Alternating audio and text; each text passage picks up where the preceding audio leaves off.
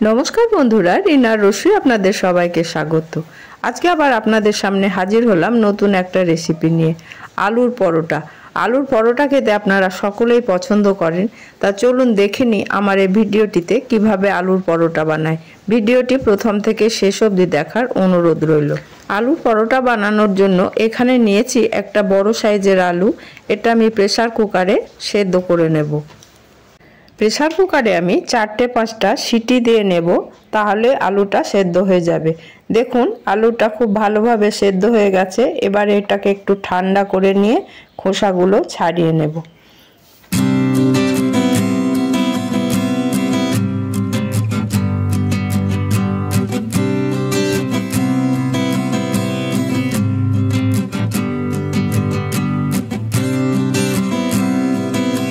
अल्प गरम थाकते थाकते आलूगुलोके आमी मेखे नेब, ताहले भालो माखा होबे, कोनो गोटा थाकबे ना। देखुन आलूगुलो आमार मोटामुटी माखा हो गेछे। एबारे ग्यासेर मध्य एकटा कड़ाई बसिए दिलाम, तार मध्य दिए दिलाम 1 चामच मतो सर्षेर तेल और 2টো शुकनो लंका। शुकनो लंकाटा एकटु भाजा भाजा करे तुले रेखे देब, परे सेटाके गुঁড়ো करे आलुर मध्य दिए देब।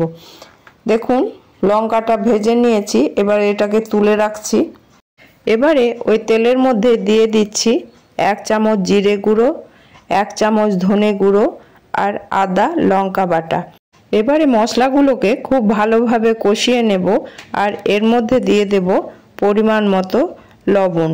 লবণটা দিয়েও আমি আরেকবার ভালোভাবে কষিয়ে নিচ্ছি। তারপরে যে আলুটা মেখে রেখেছিলাম সেই আলুটা এর মধ্যে দিয়ে দেব। আলুটা দিয়ে মশলার মধ্যে খুব ভালোভাবে মিশিয়ে নিতে হবে। যেমন চপের আলু মাখে ঠিক সেইভাবে আলুটা মাখতে হবে।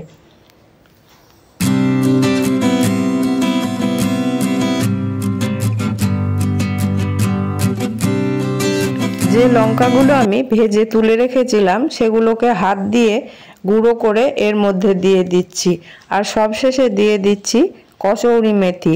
তাহলে এই আলু মাখার টেস্টটা আরো বেশি ভালো হবে। এবারে এই আলু মাখাটাকে ঠান্ডা করতে দেব আর আমি ময়দাটা মেখে নেব।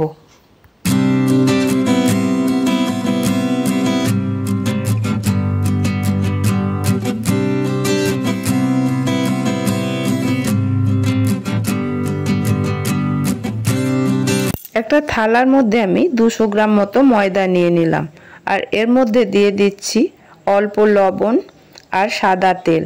এটাকে হাত দিয়ে খুব ভালোভাবে মিশিয়ে নিতে হবে আর মুঠো করে দেখতে হবে যে ময়ামটা ঠিকঠাক হয়েছে নাকি।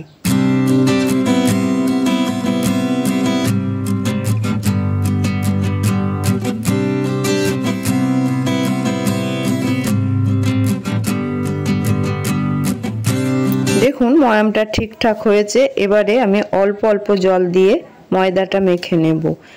এটা একটু শক্ত শক্ত করে মাখতে হবে।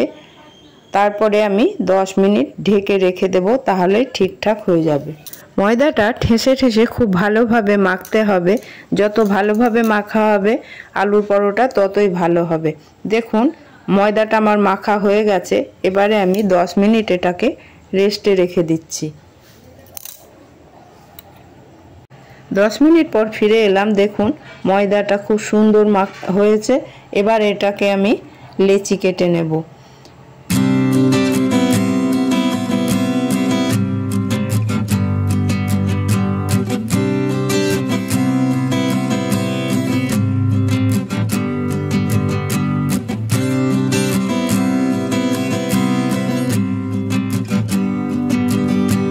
লেচিগুলো বানানো হয়ে গেছে। এবারে হাতের মধ্যে নিয়ে আঙুল দিয়ে এটাকে একটু বড় করে নেব। তারপরে আলুর পুরটা এর মধ্যে ভরে দিচ্ছি।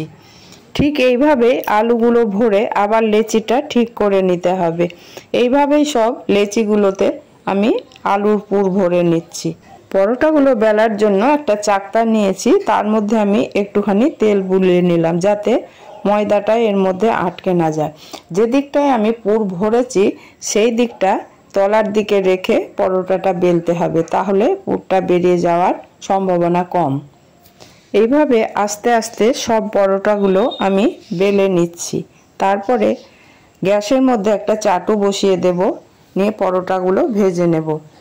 দেখুন গ্যাসের মধ্যে একটা চাটু বসিয়ে দিয়েছি, তার মধ্যে বেশ খানিকটা সাদা তেল দিয়ে দিলাম এবং এটা খুব ভালোভাবে গরম হলে পরোটাটা আমি ছেড়ে দেব। বাড়িতে তৈরি এই পরোটা যেমনই স্বাস্থ্যকর, খেতেও কিন্তু খুব ভালো হয়।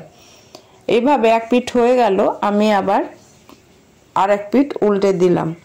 এইভাবে আমি পরোটাগুলো ভেজে নিচ্ছি। আপনারা অবশ্যই একবার বাড়িতে বানাবেন আলুর পরোটা, যদিও আপনারা সবাই জানেন কিভাবে আলুর পরোটা বানাতে হয়। এইভাবে আমি সব পরোটাগুলোই ভেজে নিচ্ছি। আমার এই আলুর পরোটার রেসিপি যদি আপনাদের ভালো লেগে থাকে তাহলে আমার চ্যানেলটিকে সাবস্ক্রাইব করে আমার পাশে থাকার চেষ্টা করবেন। পাশে থাকা বেল আইকনটা অন করে রাখতে ভুলবেন না, আমি যেসব নিত্য নতুন ভিডিও আপলোড করব তার নোটিফিকেশন সবার আগে পাওয়ার জন্য। আজ তাহলে এখানেই শেষ করছি, আবার আপনাদের সামনে হাজির হব নিত্য নতুন রেসিপি নিয়ে। ধন্যবাদ।